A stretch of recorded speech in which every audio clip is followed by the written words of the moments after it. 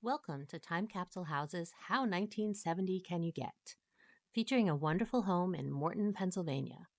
This home was decorated with care and flair, and it contains pretty much every interior style trend popular at the end of the 1960s and beginning of the 1970s in the United States.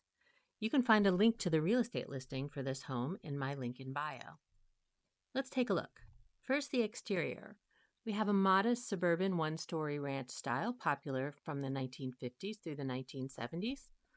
There are two elements that hint at the 1970 interior: the decorative wrought iron and the front door. There's not a name for the modified rectangle shape you see on the front door, but it was very popular in the late 1960s and early 1970s. You see this shape everywhere. It was probably widely adopted due to its similarity to Mediterranean tiles, early 20th century signs, and decorative mirror frames.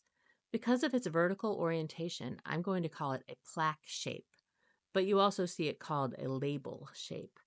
You still see it a lot today in invitations and labels, but not often on doors.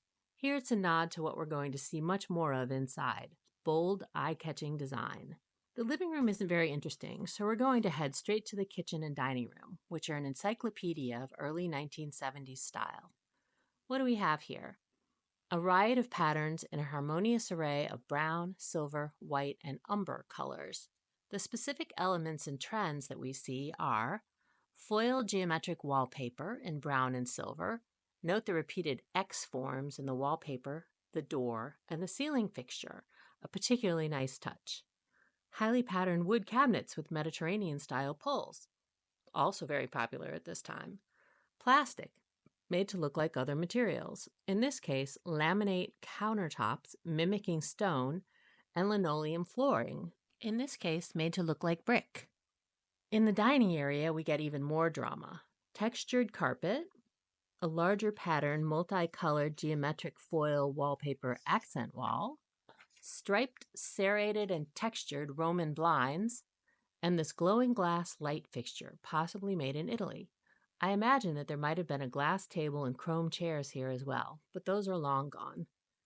Let's head to the more private areas of the home, which continue the owner's love of foil wallpaper and textured carpet. Look at this dramatic hallway. The layers of texture, shine, and pattern are stunning. 1970s homes like this one flood the senses. The floral wallpaper and carpet continue in this bedroom. I wish we could have seen it furnished. Even houses as fabulous as this one look a bit forlorn without their furniture. What does a nearby bathroom look like? It looks brown. I'm pretty sure we have a Kohler bathroom suite here. Their name for this color was Coppertone, although to me it doesn't look coppery at all. Brown toilets, sinks, and tubs are fairly uncommon for obvious reasons, and their popularity definitely waned with the 1970s. Since the bathrooms are all truly fabulous, let's look at them in sequence. Bathroom number 2 continues the themes we've seen elsewhere in the home: the glamorous glass chandelier, the textured tiles, and the plaque decoration on the cabinet doors.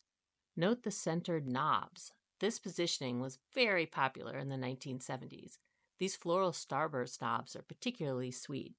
The most striking elements of this bathroom are the fresh green sink, toilet, and bathtub, again made by Kohler. Interestingly, fresh green was launched in 1971, so that makes me wonder if the real estate listing date of 1970 is correct for this home.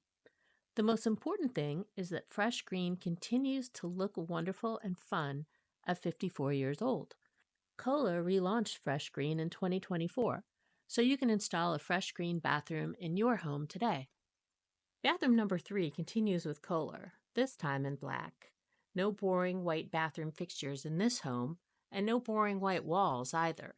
Here we have another foil wallpaper, a geometric design in gray, white, silver, and black. The wild patterned laminate on the vanity contrasts nicely with the strict geometry of the wallpaper. We also see that the linoleum flooring continues from the kitchen, and the plaque shapes appear again on the cabinets. What's new here? Fluorescent overhead lighting, hidden above the silvery screen, and lucite towel holders. There's no way to be sure, but I'm positive that there was a lot of lucite in this home at one time. Now we just see hints of it here and there. Remember that scene from The Graduate where Dustin Hoffman's character was told to go into plastics? Plastics and synthetic materials were all the rage in the 1960s and 70s. Let's head down to the basement where more colors, textures, and patterns await. Again, I wish we could have seen this furnished, but we'll have to imagine the mostly brown furniture that probably filled this room.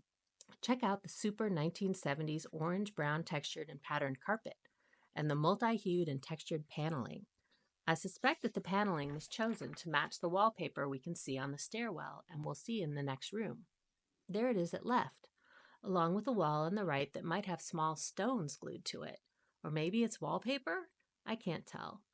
We also see diagonal striped flooring, horizontal wood paneling, and a faux Tudor look on the upper walls created by diagonal decorative beams. It's a lot, and I can't imagine what the original furniture was. What's around the corner from that stone-covered wall? A basement kitchen and laundry room. I love the zigzag patterned foil wallpaper and bright orange cabinets. I'm also a big fan of basement kitchens. Anyone who cooks knows how convenient it is to have an extra range, dishwasher, and sink in a less busy area of the home. It's so cheerful and bright down here, too.